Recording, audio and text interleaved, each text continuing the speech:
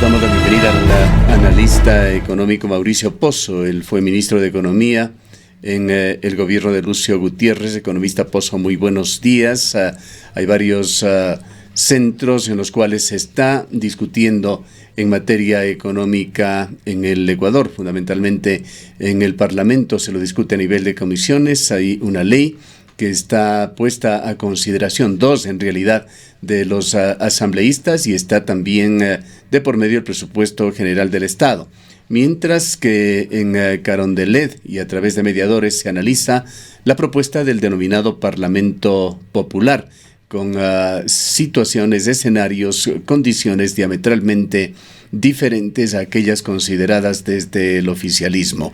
La pregunta es cómo conciliar estas situaciones y además analizar el grado de incertidumbre con el que la Asamblea discute estos documentos, pues muchas de las decisiones que se tomen dependerán de los acuerdos que surjan del diálogo nacional. Quisiéramos escuchar su punto de vista sobre la actual coyuntura, particularmente en materia económica que vive el país. Bueno, primero, gracias por la entrevista. Señalar que la situación del país es una situación muy delicada. El país está en este momento atravesando una coyuntura de estancamiento económico. Ha venido con tasas de crecimiento cercanas a cero.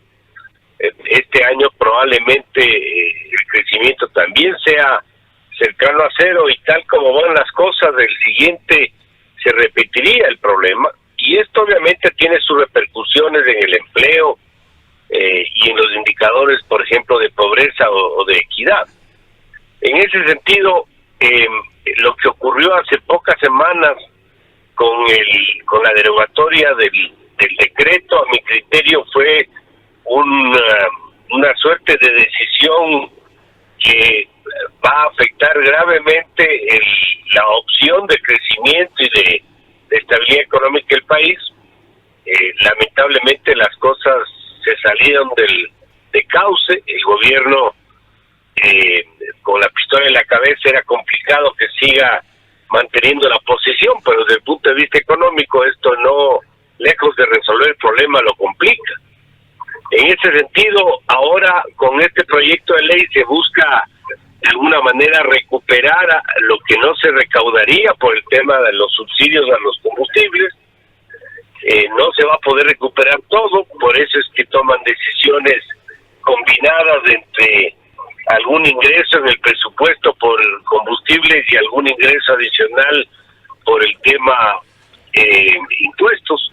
Y desde ese punto de vista, el país se ve abocado a una situación, este momento de incertidumbre, porque también existe una debilidad política enorme en el gobierno para poder hacer un poco de presión y tener la fuerza en la asamblea que le permita los votos para que pueda ser aprobado el proyecto. Entonces, como usted bien menciona, son múltiples factores que se están de alguna manera presentando en este momento. Es de incierto desenlace lo que vaya a pasar. Lo que sí le puedo decir es que el país no puede estar sometido a decisiones que caen en la irracionalidad, caen en la falta de, yo diría, de respaldo no solo técnico, sino de la propia evidencia empírica del Ecuador y de otros países. Esas propuestas que están haciendo por ahí no tienen el mayor sentido, no tienen ni pies ni cabeza.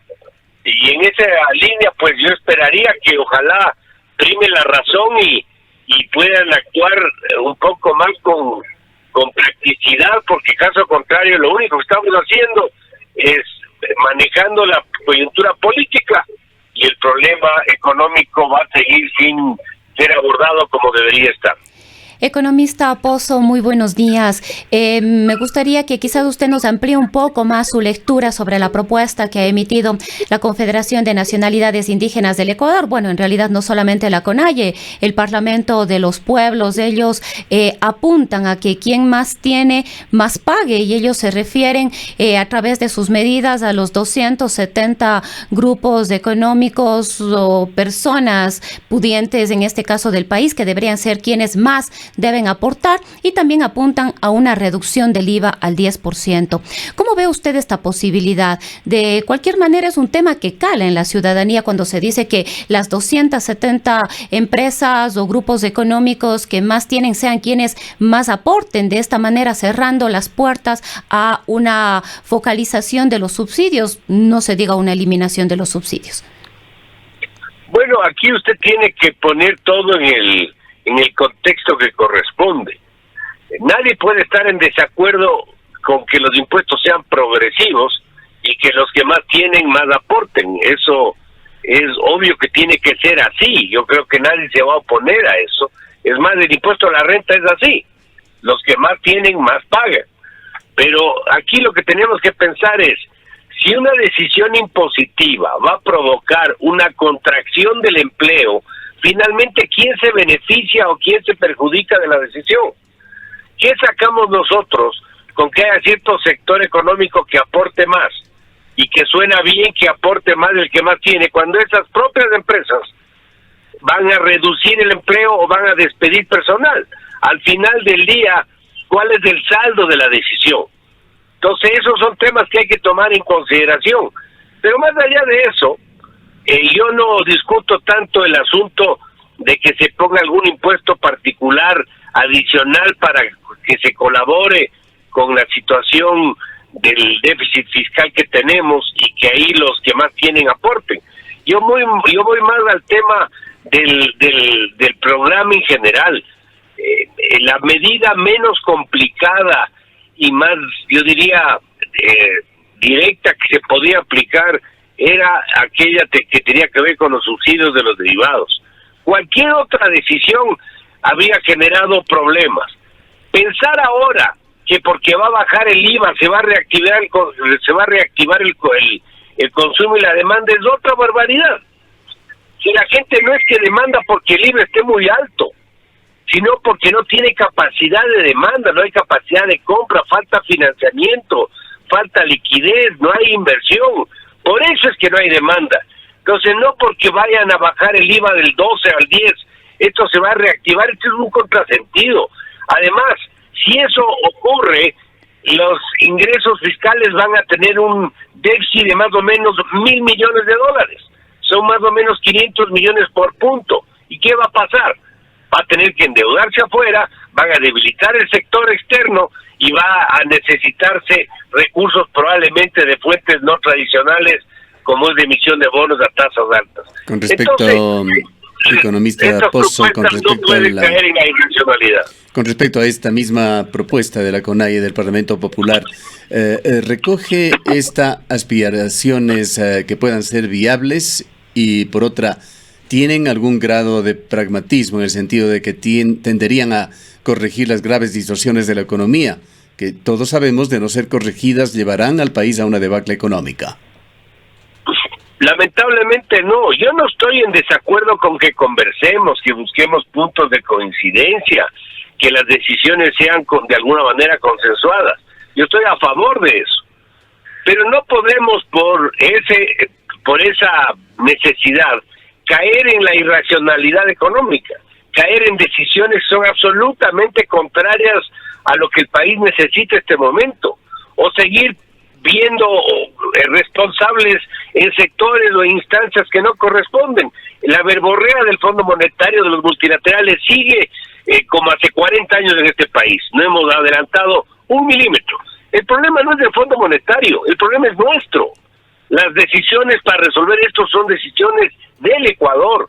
Nosotros tenemos que tomar las decisiones que correspondan. Y si eso significa que tenemos que ajustarnos, lamentablemente, por todos esos excesos de más de una década, nos va a tocar hacer ese esfuerzo adicional. Esto no es que le satisfaga a nadie, no es que guste a nadie, pero si no hacemos eso, el resultado va a ser peor, porque vamos a terminar atentando, por ejemplo, contra la propia dolarización, que es un esquema que tiene la aceptación de prácticamente todos los ecuatorianos. Ahora, economista Pozo, ¿usted considera que la propuesta de ley de crecimiento económico emitida por el Gobierno Nacional y que está ahorita siendo analizada por la Asamblea Nacional sería el camino correcto para no enfrentarnos a un futuro negro a corto, mediano y largo plazo? Si pensamos sobre todo en el año 2020, ha habido muchas críticas respecto de esta propuesta, sobre todo afirmando que es demasiado extensa y que ha mezclado una gran cantidad de temas, lo que le vuelve muy, muy compleja. Bueno, la ley efectivamente es una ley larguísima, son más de 400 artículos que cambia más de 20 cuerpos legales, o sea, es realmente imposible que eso sea analizado de forma cuidadosa en un periodo tan corto. En eso tiene toda la razón los que opinan en esa línea. La ley tiene cosas que son buenas, por decirle, la eliminación del anticipo del impuesto a la renta es bueno, la reducción del ISD para materias primas, bienes de capital 2,5 es bueno, pero tiene que esto arreglar, porque ahora en cambio le quitaron el beneficio de que sea crédito tributario. Algunas bajas de algunos impuestos también son positivos, pero tiene temas negativos. Hay aumento de algunos impuestos, eso puede generar algunos problemas como los que le acabo de citar. El Banco Central Independiente es una necesidad, eso es importante, pero en cambio le han sobredimensionado la estructura de gobierno del Banco Central con 2 directorios que van a tener una pugna permanente, eso tiene que ser resuelto. Entonces un poco lo que le quiero decir es, hay medio de todo en ese proyecto. Yo creería que van a tener que arreglar algunas cosas y validar otras para que salga una ley medianamente decente. Lo perfecto es enemigo de lo bueno, pero ahí están las cosas. ¿Cuál es su opinión, por otra parte, sobre la propuesta presupuestaria presentada por el gobierno a través de Richard Martínez? Allí hay suposiciones, como por ejemplo que de la focalización de los combustibles o del retiro de subsidios, más apropiadamente, se obtendrían 600 a 700 millones de dólares, mientras la propuesta de la CONAIE dice que no se aceptará ninguna revisión de los combustibles. ¿Cómo manejar esta encrucijada? Bueno, el problema no es simple, obviamente. Yo no tengo mayores observaciones a los supuestos para el presupuesto del próximo año. Me refiero a inflación, crecimiento económico, precio del petróleo. Ahí yo no tengo mayores comentarios, es decir, no estoy en desacuerdo en general. Sin embargo, creo que el esfuerzo de gasto sigue siendo corto. Creo que hay como hacer un esfuerzo adicional en el gasto. Ahí el recorte, que no digo que sea fácil, pero lamentablemente el exceso que se acumuló durante tanto tiempo es tan grande que siguen siendo esfuerzos que no corrigen el problema y que siguen empujando a buscar ingresos, y el único ingreso es el tributario. Entonces, yo creo que todavía ahí hay un esfuerzo adicional que deberían pensar cómo lo manejan. El tema de los subsidios, yo creo que tienen que insistir, tiene que venderse, tiene que entenderse mejor el proceso. Los señores de la CONAIE tienen que entender que esa es la decisión menos complicada y técnicamente más sustentada que hay. Ojalá tengan la apertura como para poder digerir que estos temas son como son. Aquí no hay derechas, ni izquierdas, ni neoliberalismo, ni fondo monetario. Aquí hay necesidades y racionalidad que hay que aplicar. El Ecuador sigue teniendo el combustible más barato en la región después de Venezuela, y esto es un subsidio que les ayuda más a los ricos y a los pobres, y obviamente contradice cualquier principio de lo que tiene que ser un subsidio. Economista, el gobierno ha incluido, si no me equivoco, unos 2.000 millones de dólares por lo que ellos califican la monetización de activos, del traspaso de bienes públicos al sector privado. Se habla de Sopladora, del Banco del Pacífico, de la CNT. Se supone que eso tenía que haberse hecho este año. ¿Usted considera que eso es posible llevarlo a cabo? ¿En qué tiempo? Y si es que efectivamente se podría cumplir con estos montos de recaudación a través de estos procesos de privatización, como los llaman algunos, de concesión otros. Bueno, no son temas fáciles, ya fallamos este año. Recuerde que estaban 1.000 millones de ingresos por concesiones, eso no se hizo. parte del problema es justo por eso, y parte de la emisión de bonos hace poco tiempo de los 2.000 millones fue por esa misma razón. Eso tiene que hacerse, sí, pero no puede ser considerado por ningún concepto como un ingreso ni permanente ni seguro. Tiene que ser como una suerte de ingreso extraordinario para poderlo optimizar en su uso, pero nada más. Richard Martínez, el ministro de Economía, nos dijo en un diálogo con este medio que la reducción del tamaño del Estado no da para más. En esencia, señaló así el ministro y de hecho este tema está ausente de su discurso. Le preguntamos, economista Pozo, ¿cuáles son las posibilidades a futuro, más allá de esta coyuntura para el Ecuador, cuando se hacen estimaciones, por otra parte, de que Ecuador no tiene otro destino en las actuales circunstancias que seguir endeudándose en miles de millones cada año? Bueno, el margen de acción es corto, el margen de maniobra para el gobierno es muy reducido, el grado de flexibilidad presupuestaria también es muy corto, pero es muy corto, uno tiene que poner en la mesa sobre qué base, sobre la base de la debilidad política del gobierno. El gobierno no está dispuesto a tomar ciertas decisiones por su debilidad política y por lo tanto el margen de acción es reducido. Así que desde ese punto de vista se entiende lo que está diciendo, pero ministro, pero eso no quiere decir que no haya la necesidad de hacer eso, porque eso algún rato se va a tener que hacer, no será este gobierno, pero algún otro va a tener que entrar a recortar como corresponde, si no, caso contrario, esto no tiene viabilidad. Bueno, el ministro Martínez ha dicho que para el 2020 se aspira un recorte en el gasto público de unos 600 millones de dólares. ¿Usted considera que podría ser más? ¿Que existen las posibilidades de que sea más el ingreso por ahí? O sea, ese recorte es con los anuncios de recorte que ha hecho el gobierno. Pero lo que le quiero decir es que el gasto se duplicó en la década pasada y las reducciones que se han dado ahorita, por ejemplo, se habla de 400 millones en sueldos y salarios. Yo no digo que no hay un esfuerzo, yo lo que estoy diciendo es que lamentablemente ese esfuerzo sigue siendo pequeño para el problema que tenemos. Tenemos un problema de cerca de 10.000 millones de gasto en sueldos en un año fiscal, y eso es inmanejable. Entonces, si empezamos a hacer recortes y todo el esfuerzo se da por 400 millones, divide usted 400 para la masa salarial, es un esfuerzo de 4%, por lo tanto es un esfuerzo todavía pequeño. Finalmente, economista Pozo, mucho se habla y así se enfoca la propuesta de la CONAIE a la corresponsabilidad de los grupos económicos en el Ecuador.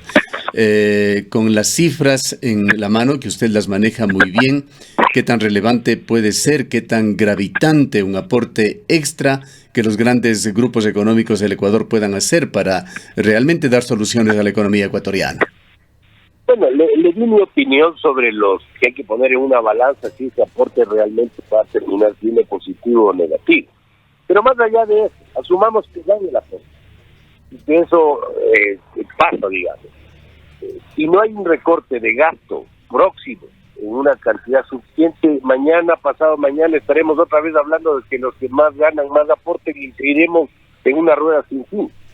Yo tengo que corregir el problema fiscal por el lado del ingreso y el gasto. Caso contrario, lo único que estoy haciendo es ganando tiempo. Pero usted le da mayor importancia que a los posibles aportes a un recorte sustancial del tamaño del Estado. Estos aportes pueden ayudar a cubrir fiscalmente un problema, pero no están resolviendo el problema. Porque primero están partiendo de una situación de estancamiento económico, que puede complicar más la situación. Y segundo, si esto no se da con una reducción mayor del gasto, esto lo único que hace es patear el problema para adelante. Bien, queremos agradecerle al economista Mauricio Pozo, ex ministro de Finanzas en el gobierno de Lucio Gutiérrez.